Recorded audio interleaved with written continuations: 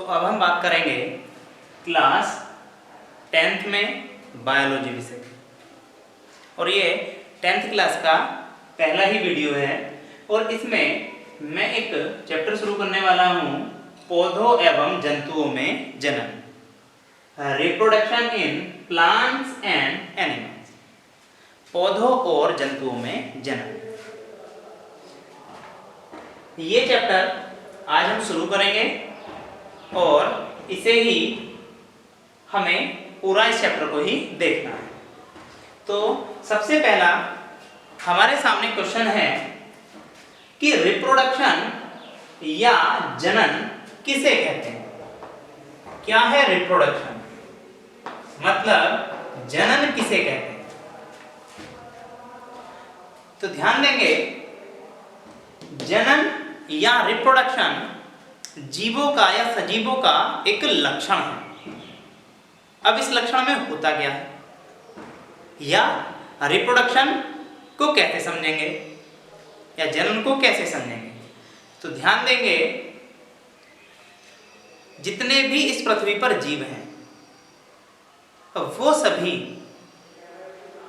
अपने जैसी संतान उत्पन्न करने की क्षमता रखते हैं। जितने भी पृथ्वी पर जीव हैं वो सभी अपने जैसी संतान उत्पन्न रखने की क्या रखते हैं, क्षमता रखते हैं और संतान उत्पन्न करने की इस क्रिया को ही हम जनन या रिप्रोडक्शन कहते हैं। तो ध्यान देंगे, रिप्रोडक्शन क्या है, जीवों द्वारा संतान उत्पन्न करने की प्रक्रिया। परिभाषा या डेफिनेशन क्या बना सकते हैं हम? डेफिनेशन बना सकते हैं कि सभी जीवों में संतान उत्पन्न करने की प्रचुर क्षमता होती है। संतान उत्पन्न करने की प्रक्रिया को ही जनन या रिप्रोडक्शन कहते हैं। क्लियर है यहां तक बात? तो रिप्रोडक्शन क्या है, संतान उत्पन्न करने की एक क्रिया।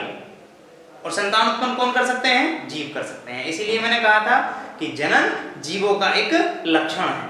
हमने सजीवों के लक्षण पढ़े, तो सजीवों में जब भी हम सजीवों के लक्षण पढ़ते थे तो हम पढ़ते थे कि सांस लेते हैं, भोजन खाते हैं, अपने जैसे संतान उत्पन्न करते हैं, ये सारी चीजें।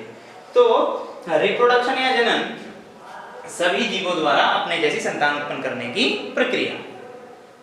अब हमारा क्वेश्चन है कि कोई भी जीव संतान कितनी विधियों द्वारा उत्पन्न कर सकता है।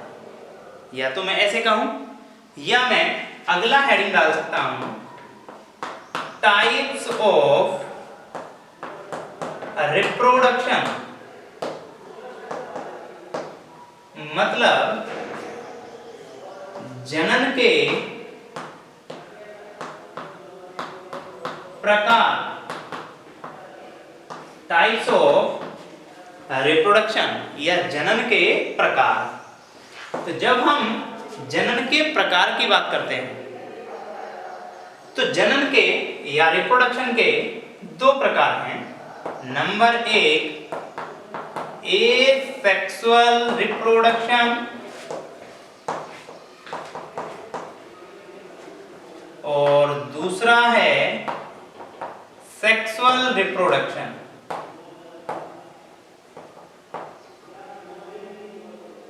ध्यान दें, टाइप्स ऑफ रिप्रोडक्शन में हमें समझ में आया है कितने प्रकार का है रिप्रोडक्शन, दो प्रकार का।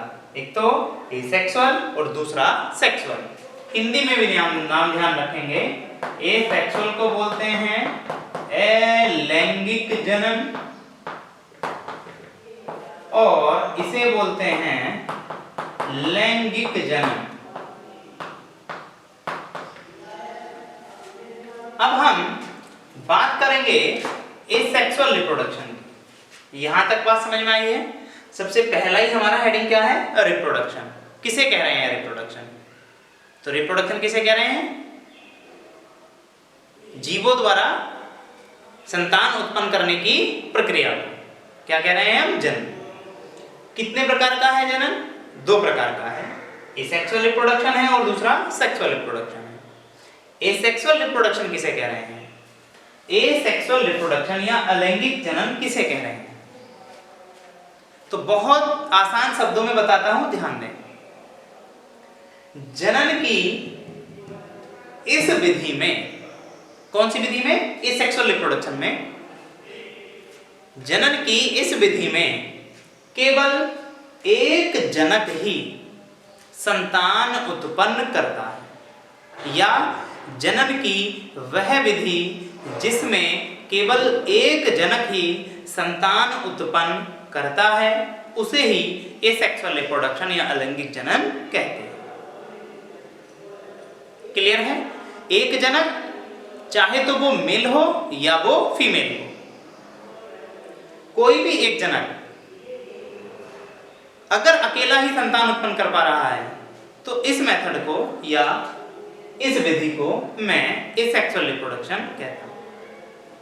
अब हम बात करेंगे सेक्सुअल रिप्रोडक्शन की, लैंगिक जनन की। तो लैंगिक जनन को हम बता सकते हैं, इस प्रकार के जनन में दो जनक मिलकर, इस प्रकार के जनन में दो जनक मिलकर संतान उत्पन्न करते हैं। अब जब दो जनक की बात करेंगे, यहां कितने हैं? यूनिपेरेंटल, या एक जनक की आवश्यकता पड़ेगी, एक पेरेंट की आवश्यकता पड़ेगी, और यहां कितने पेरेंट या कितने जनक हो? दो जनक। दो जनक के लिए भी एक कंडीशन है, क्या? एक फीमेल हो और एक मेल हो। ऐसा नहीं होगा कि दोनों ही मेल हो या दोनों ही फीमेल हो। एक मेल और एक फीमेल मिलकर संतान उत्पन्न करते हैं, तो उस प्रकार के रिप्रोडक्शन को हम सेक्सुअल रिप्रोडक्शन कहते हैं। अभी मैंने केवल 3 चीजें पर बताई हैं। मैंने रिप्रोडक्शन की डेफिनेशन बता दी, मैंने एसेक्सुअल रिप्रोडक्शन बताया, मैंने सेक्सुअल रिप्रोडक्शन बताया। एसेक्सुअल रिप्रोडक्शन में हम क्या लिख सकते हैं कि जनन के इस प्रकार में या इस प्रकार के जनन में केवल एक जनक ही संतान उत्पन्न करता है, और इसे ही एसेक्सुअल रिप्रोडक्शन कहते हैं। सेक्सुअल रिप्रोडक्शन में इस प्रकार के जनन में दो जनक मिलकर, दो जनक के ब्रैकेट में लिख देंगे, मेल और फीमेल मिलकर संतान उत्पन्न करते हैं, और इसे ही हम सेक्सुअल रिप्रोडक्शन कहते हैं। अब हम एसेक्सुअल रिप्रोडक्शन पर सबसे पहले बात करें। यहां तक हमने बात कर ली है। अब हम इससे जाके बात करेंगे एसेक्सुअल रिप्रोडक्शन। ध्यान दें, तुम्हें नोट्स में क्या लिखना है? नोट्स में हम लिखेंगे सबसे पहले चैप्टर का नाम, फिर चैप्टर का नाम लिखने के बाद सबसे पहला हेडिंग डाल देंगे रिप्रोडक्शन या जनन, और उसमें हम डेफिनेशन लिख लेंगे रिप्रोडक्शन या जनन की। फिर हम हेडिंग डाल देंगे टाइप्स ऑफ रिप्रोडक्शन या जनन के प्रकार, और उसमें लिखेंगे हम जनन दो प्रकार का होता है। दोनों नाम लिखेंगे, एसेक्सुअल रिप्रोडक्शन और सेक्सुअल रिप्रोडक्शन। फिर पहला हेडिंग डाल देंगे एसेक्सुअल रिप्रोडक्शन, और एसेक्सुअल रिप्रोडक्शन की डेफिनेशन लिखेंगे। फिर हम हेडिंग डाल देंगे सेक्सुअल रिप्रोडक्शन, और सेक्सुअल रिप्रोडक्शन की डेफिनेशन लिखेंगे। क्लियर है? अब हम बात करेंगे, सेंटर में हेडिंग डाल देंगे ए sexual reproduction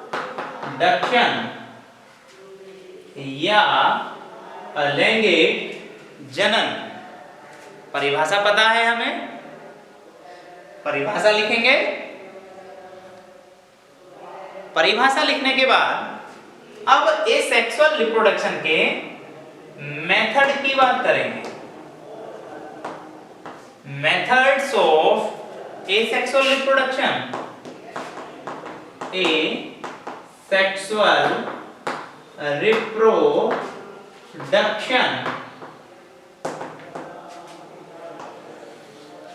methods of asexual reproduction या एसेक्सुअल रिप्रोडक्शन की विधियां। अब कौन कौन सी विधि हो सकती हैं जिसमें केवल एक जनक ही संतान उत्पन्न कर ले, ठीक है। और हम ये एसेक्सुअल रिप्रोडक्शन की भी जो बात कर रहे हैं वो कर रहे हैं इन प्लांट अर्थात पौधों में। सबसे पहले हम पौधों की बात करेंगे, प्लांट की बात करेंगे, फिर प्लांट का केस खत्म करने के बाद हम बात करेंगे एनिमल की, जंतु।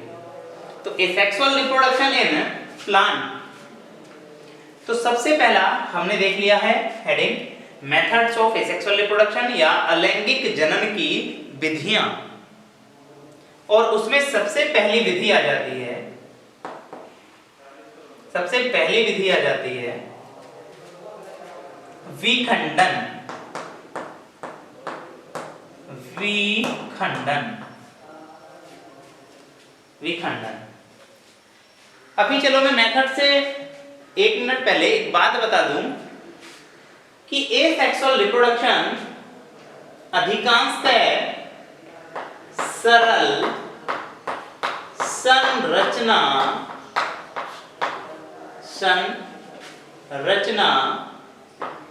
वाले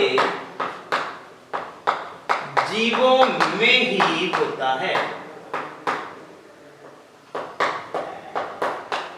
ये बात जरूर ध्यान रखेंगे कि एसेक्सुअल रिप्रोडक्शन अधिकांशतः, ठीक है, सरल संरचना वाले जीवों में ही होता है।